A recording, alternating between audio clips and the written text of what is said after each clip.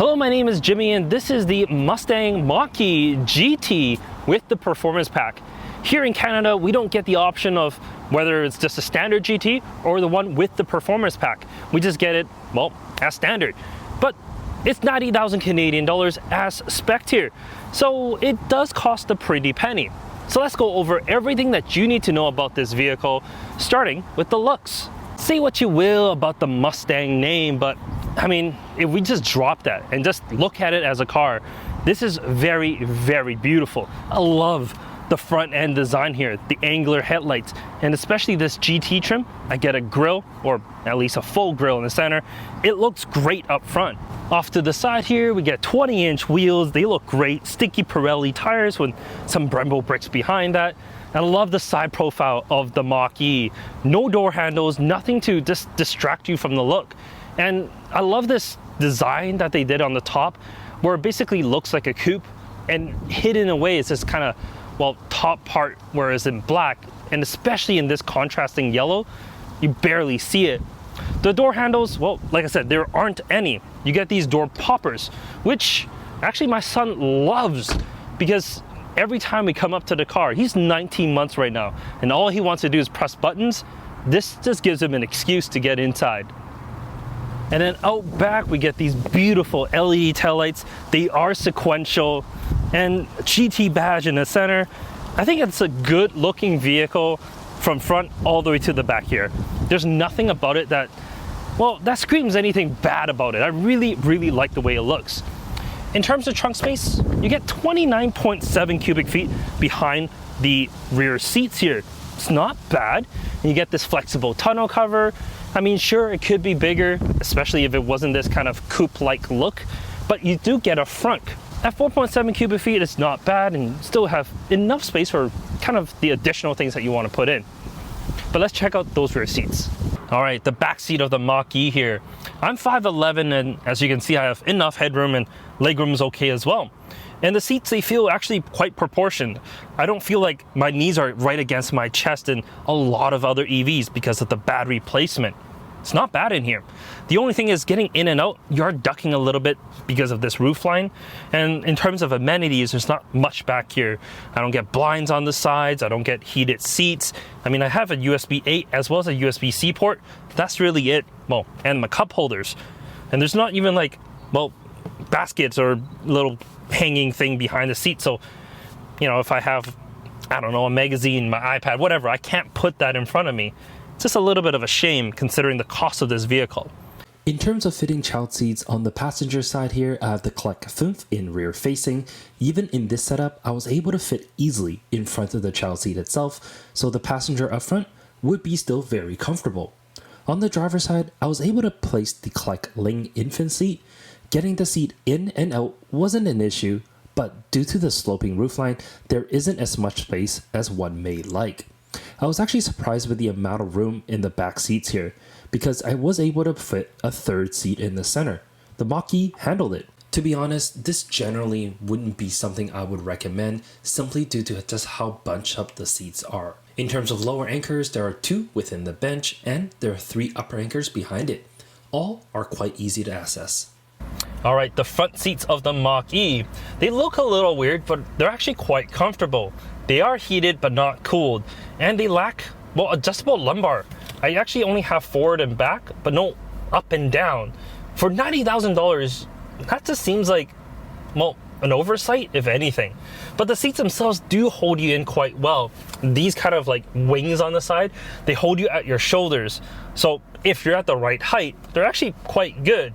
My wife, she's a little shorter, and she was on the passenger side, and she absolutely found them to be useless because, well, her shoulders aren't there, and the headrest not movable as well. So it's almost like they designed this for the average height, and if you're much taller or much shorter, you're not going to really have a good time in here. But in front of me, I do have a pretty typical Mustang steering wheel, or Ford steering wheel really. You got your buttons that you're used to, there's stitching, that's quite nice. And then behind that, of course, you got a little digital display. Actually, it shows you everything that you need, but not much else. I'm fine with that. Because of the slimmer design, I actually have a better view out as well. And I'd actually appreciate that. No heads-up display, but you have a very, very large infotainment screen right here in the center. It shows you everything that you need. A lot of the information is customizable. There's CarPlay, Android Auto, all the climate information is through there as well.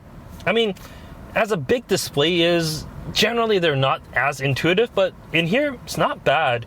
All the buttons that you need is more or less on the screen already. And if you need something else, there's like little shortcuts that you can click on to get to like the drive modes and the additional settings. So I don't have any problems with it, but when you're first getting into it, it might take a little bit of time to get used to. Underneath that, I do have a Qi wireless charger, cup holders. Underneath that, there is a little bit more space, but because of where it's positioned, well, you're either not going to use it that much, or if you are putting things down there, you're just going to forget it simply because it's just, well, really low down and quite hidden from view. Other than that, you got your shifter in the center. It just feels a little cheap to me. It's this big plastic knob and yeah, it just doesn't scream quality. There is some nice stitching around it, and you got this nice comfortable armrest. Got a little bit more space under that as well. I mean, overall, it's not like it's a bad cabin. It's a little dark, especially with this black on black on black, but I think it's fine. You know, is it $90,000 worth of quality though? I don't think so. The base price, that is more in line with kind of how this interior feels. But I mean, when you're paying $90,000, you're not paying for the additional interior materials or anything like that. You're really paying for the performance. So let's go on the road and feel exactly what that's like. All right, on the road with the Mach-E, there's 480 horsepower and 634 pound-feet of torque. 0 to 60, that's 3.5 seconds. Faster than the regular Mustang GT Mach 1. And that translates to this kind of look. It's certainly quick. It's more than fast enough for everyday use because it is a performance. It's not just designed for everyday use, is it? It's more for track use. This has plenty of performance underneath the hood. The only thing is you can use full performance for 5 seconds at a time before you gotta cool down and it's like, hey, I gotta chill for a bit first before you put me back to work. It's just not, well, designed to have continuous performance. So if you're going to be taking this to the track, well, the first like eighth of the track, you're going to go really, really fast.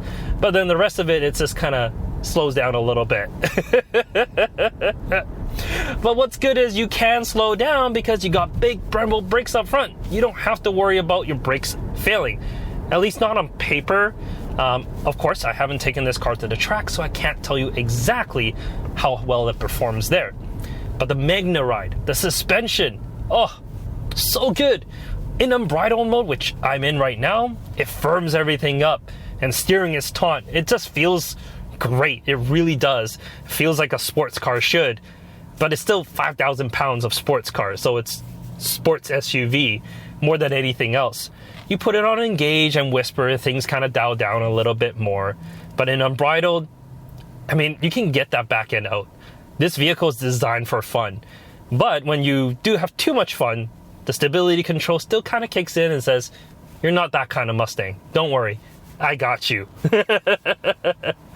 The one pedal driving on this works really, really well. What also works really well is the adaptive cruise control in this, the Blue Cruise that it's called, with the lane centering, amazing. Like on the highway, it's practically like, well, I mean, you still have to drive. There's a little camera here that looks at your eyes to make sure you're still paying attention, but you're basically like mindless as you drive. You don't really have to worry about it. This is an amazing package.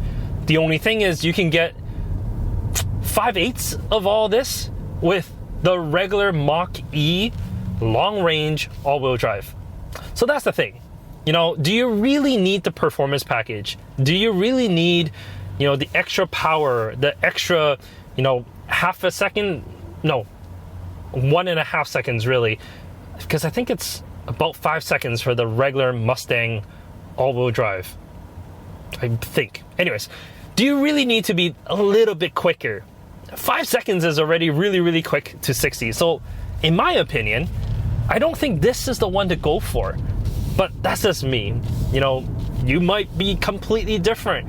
You might think that this is absolutely worth that kind of money. $90,000 versus 66, I think, for the long range all-wheel drive. I don't know. I would rather save a little bit of money and just go with that.